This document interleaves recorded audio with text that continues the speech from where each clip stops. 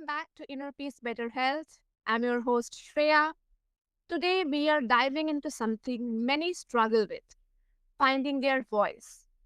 Joining us is Cara Tuttle Bell, speaker, author of Drowning in Timidity, Politeness, and Power of Assertive Living. With nearly 20 years of experience in higher education and women's empowerment, Kara helped us understand why assertiveness isn't just a skill, it's a daily practice, a pathway to healthier relationships and a foundation for inner peace. Welcome, Kara. I'm honored to have you on my show. Hello. Thank you so much for having me. I'm very happy to be here. Thank you so much. And let's start that. Why do you think so many people, especially women, struggle with assertiveness in everyday's life? I think we've really been taught from a very young age to be pleasant, to be sociable, sometimes to be quiet. Um, and there are lingering ideas about who's supposed to be a leader, who's supposed to talk in society, to be in charge. And we're still working through that, right? So we've gained rights worldwide in many, many ways. Yeah. It varies widely. They're sometimes contested. I don't want to oversell it because I think there's a lot of work left to do. But there's been this push and pull for women to be more or less involved. And then it's sometimes hard to come in and out of the way we've been socialized to engage. And I mean, we can talk about whatever we want to talk about today because I think this applies to personal relationships, to family relationships, to the workplace. And sometimes it's easier to be assertive in parts of our day than others. And women come in and out of that Yeah. comfort, but there are sometimes we still do feel really silenced or unheard. And so that's where this can be useful in some settings. Yes, yes. And so many women can navigate this to their life also. And do you see this rooted more in culture, conditioning, or personal self doubt? I think it's a combination of both, right? But I think that it's cultural conditioning, right? I think we have, this is the work I do at school, but sometimes people think this is kind of provocative to say, but if you look around, we have societies that have been led or dominated by men, and they're making decisions that have tried to preserve their hold on power and influence in society. And there have been concessions here and there, sometimes due to economic considerations, right? So if we need more women working because we need to support the families or we need to address a need in an industry, um, then there's been like, okay, the permission this far, but don't overstep. So mostly I find it to be cultural conditioning because we see this at work, we see this in the family, we see this in religion, right, where there is predominantly still male control of those spaces and decision making, at the top. Because we see plenty of examples of societies that aren't like that or weren't like that historically. You see examples of different family dynamics.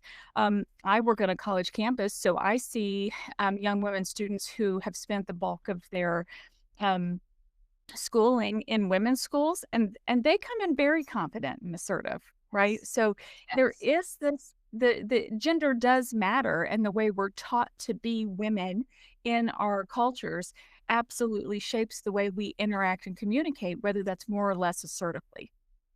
Yes, yeah, that's so true. And the way you said that the girls' school and the co-education school. So I also come from a girls' school.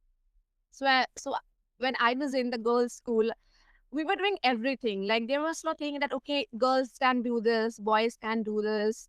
You are a girl, so you can do this. There was nothing like that. But when I went to a college that was co-education, there was I used to get comments like, "Oh, you were doing this, but this is a boys' task. No, girls usually don't do that." So it's so And we're like, what? relatable. Yes. So it's very much relatable the way you said. And you talk about politeness becoming a barrier. When does politeness cross the line into self silencing? Yeah, that's a great question. So I mean, I'm currently living in the US in what is considered the American South. And this culture, there are many things I like about it. So if I have any listeners from there, I'm not like, there are many, I choose to live here. I like to live here. But I've really kept encountering women, and like it'd be women my mother's age, so an older generation, who prioritize politeness above all else. You know, like do not disturb the peace. Everyone should pretend to get along. And there was a time for conflict, but I never saw that time come. I was like, well, when do we have the discussion? And it's always like, no, no, no, no. You know, like um, don't rock the boat, so to speak. And so that's what had me thinking about it.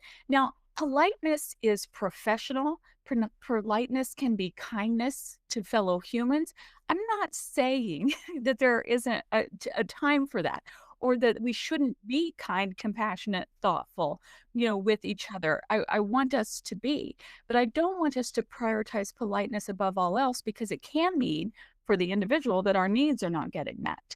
And it can mean for women as a group that our rights are being trampled on, right? That we're encountering barriers in society that we're never doing what we can to confront. Now, I do think other people are trying to maintain those barriers, right? Mm.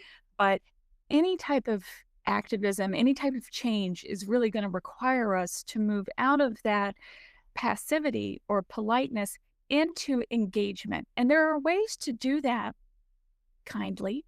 In my job, and when I talk to younger women who work where I work, I'm like, you were hired to do a job.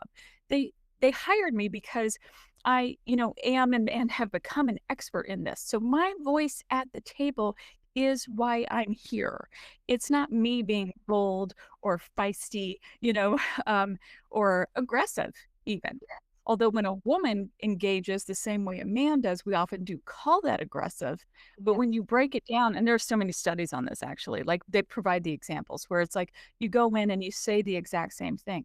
Mm. The actors have prepared to match tone, so you're using it in the same tone. But the woman who interrupts or the woman who won't let go of something she feels passionate about in the workplace is seen as more problematic and aggressive. Where in the same behavior, when we're looking at a man, we think, oh, he's a strong leader. He's passionate, he's engaged, he cares. And I'm like, well, I care. I mean, this is only coming from from care and Yeah. dedication because this is not fun to feel like you're pushing and in a space where that's unwanted. I mean, that's not really fun. It can be. Once you start getting the wins and you feel how good assertiveness, the rewards of assertiveness feel, then it can be. But I know at first that feels really fraught, but Mm. politeness can be passivity, and that's not really what we're asked to do. And I want not only our needs to be met, I want our wants to be met. I want women's like needs and wants and safety and well-being to be prioritized in a variety of spaces. And sadly, most people are looking out for themselves a lot of the time. And so they're not going to do that creation of space and listening for us if we don't show up and engage where we can, where it's safe to do so. There are some really severe circumstances where, silence, politeness, passivity are a safety strategy for you to get through the moment or out of there. That's a whole different conversation. So I want to be clear that, like, absolutely use it strategically when you need to. But if we're talking about a meeting with my romantic partner, or not a meeting, a conversation with my romantic partner, or a meeting at work, right? It's actually low stakes. We've survived all of the uncomfortable meetings thus far, but what I'm going to do is start showing up for myself or my constituents, whoever they are, and engage fairly, clearly, hopefully efficiently, and being really present. And it becomes a daily practice, not something we have to do for just the really big moments because it's just not the best we can do. It's just, like you're cramming the night before, it's like cramming the night before a test or something, and then you think you're going to go in and perform. Sometimes we can do that, but do you really have content knowledge? Like, can you do the follow up? What if there's an open ended question at the end of that exercise, right? I want us to be more prepared to engage so it doesn't feel like we're like scaling the mountain when we do have to be assertive. Yes, yes. And the way you break down that fine line of being kind and being invisible, it's so much needed. So thank you for that. And also, Assertiveness is often misunderstood as aggression. So, how do you define assertiveness in a way that promotes both strength and compassion? I love that question because this is really the space we're in. And this is where I think people get lost or they think, she's just advocating for pushy women. I mean, I don't mind pushy women because there's plenty of pushy men. Like, let's be clear and fair here. But that's not what this is about. So there sometimes people think of it as a spectrum, like a line from passivity to aggression. That's fine. There's another diagram called the assertiveness triangle that I like. And what I like about that is it acknowledges we're not going to be in the same space in every moment, right? And that we're sometimes going to be passive and sometimes going to be passive aggressive. Just never really works for us. We're sometimes going to be assertive. There are sometimes you might need to be aggressive.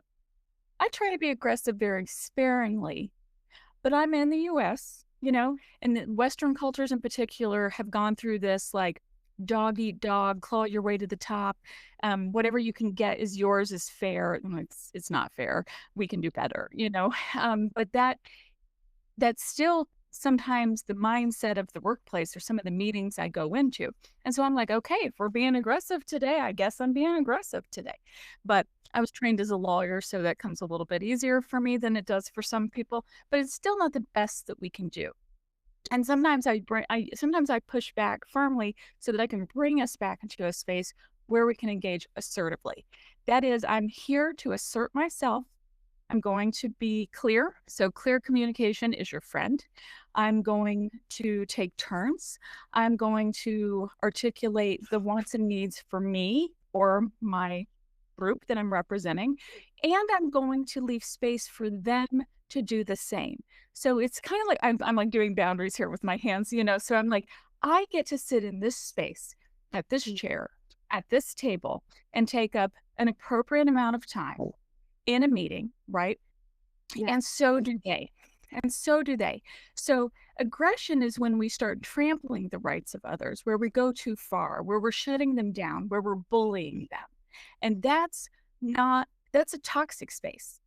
And that could get you one win in one meeting, but it also then teaches people not to invite you back, to not put you on the committee, to not work with you because you're too difficult and too abrasive. Yes. Yes.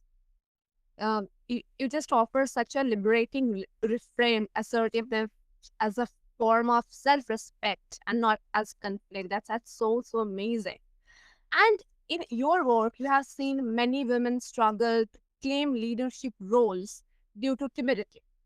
What inner work needs to happen for them to step forward with confidence? It does. You can start with inner work, and that's okay.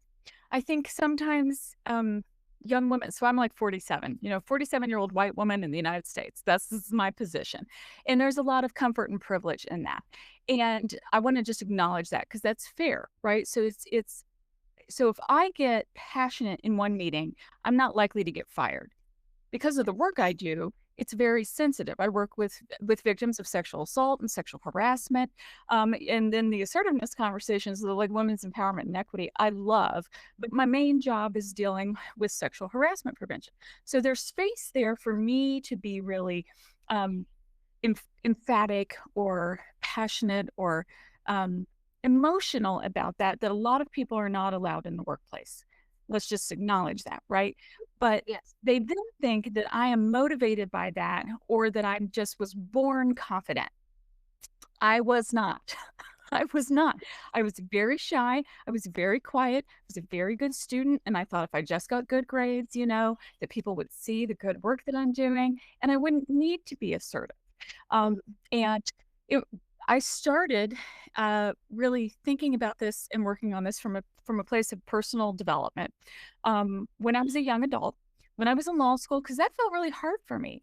I loved the academic side of it, but the verbal maneuvering and engagement, the interrupting. I mean, lawyers are we always have something to say and we're kind of worse we're bad at interrupting people because we like to argue with each other and jump in there, but that's not fun for others, so you have to like dial it back.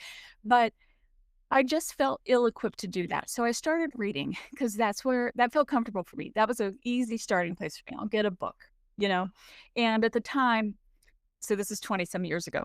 The books I was reading, which I still recommend, there are moments in them that haven't aged well. I'm going to be honest, because we've like developed and evolved our thinking in some ways. But Yes. I read books, Nice Girls Don't Get the Corner Office. It's kind of funny title, but there were lots of good tips in there. Okay. Yeah. I read Women Don't Ask, and this is a great women's negotiation book. I started with negotiation.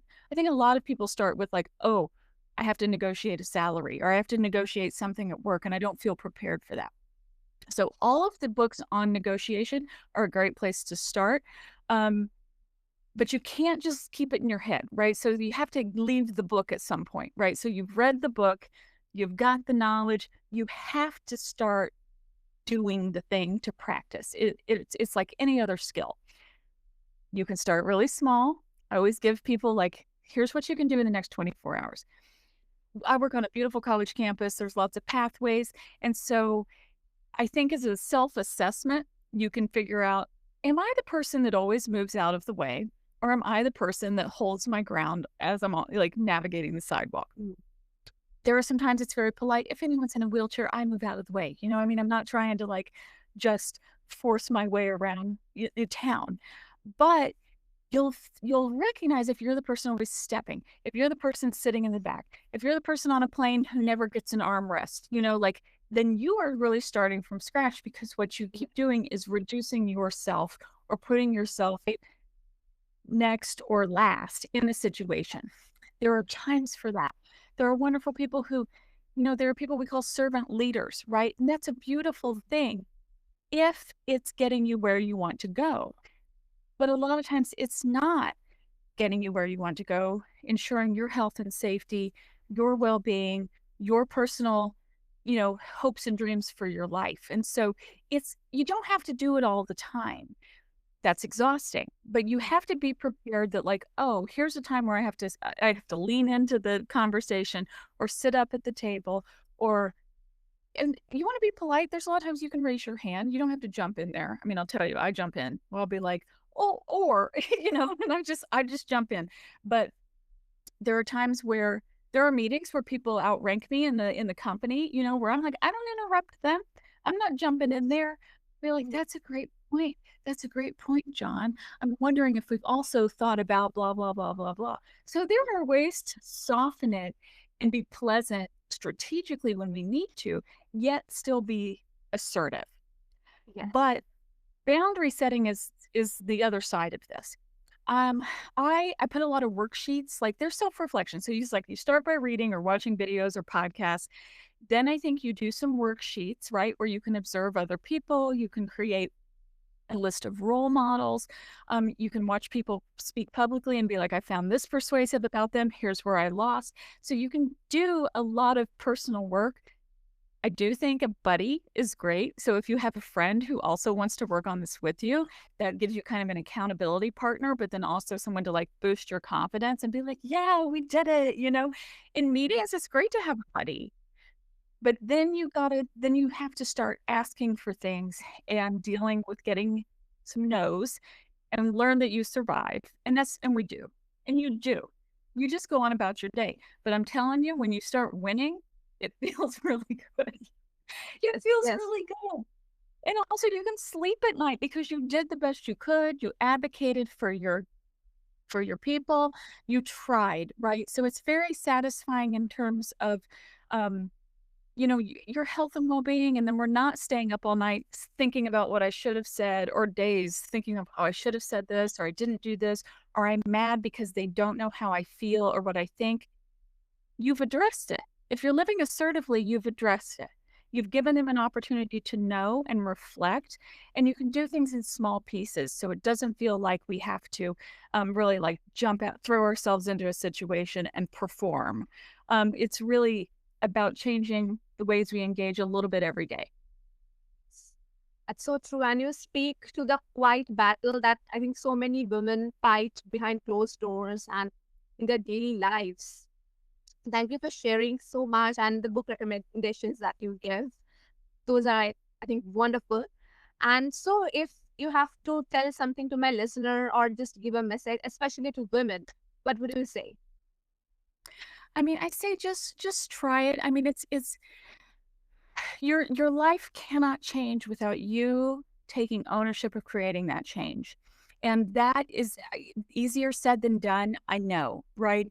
And please know you can start small because think about like if you do nothing, nothing will change. If you start small, but you do things over the course of the year, your life can be dramatically different. Your relationships with your friends, with your family. I mean, some family members are harder than others. I know. There are some cultural barriers, there's some really entrenched norms. I'm not saying these things will be easy, but it will never change if you don't try. And it's so easy for women to take care of other people. I love to like the people I love, I want to take care of them. But you have to take care of yourself. Who is prioritizing you? And you will be able to take better care for those people. So if that's still your motivator in life, this will help you take better care of those people. It's just win-win. I mean, it's women have less anxiety, less depression, less insomnia. They're usually they report higher rates of satisfaction at work, in romantic and sexual relationships. I mean, there's so many wins here once you start incorporating assertive communication as an intention in your daily life. I mean, it's really changed mine. That's so true. And thank you for sharing all your knowledge. I think this conversation is so beautiful, and my listeners will also enjoy this. So, with that, I've come to the end. And my listeners, what a powerful conversation with Cara Tuttle Bell. If you have ever felt yourself shrinking back, today's message reminds us speaking up is an act of self care. Assertiveness isn't about confrontation, it's about living with integrity and inner alignment. Start small, stay consistent, and let your voice become your peace. Until next time, keep growing, keep speaking, and keep healing and listen to inner peace better health.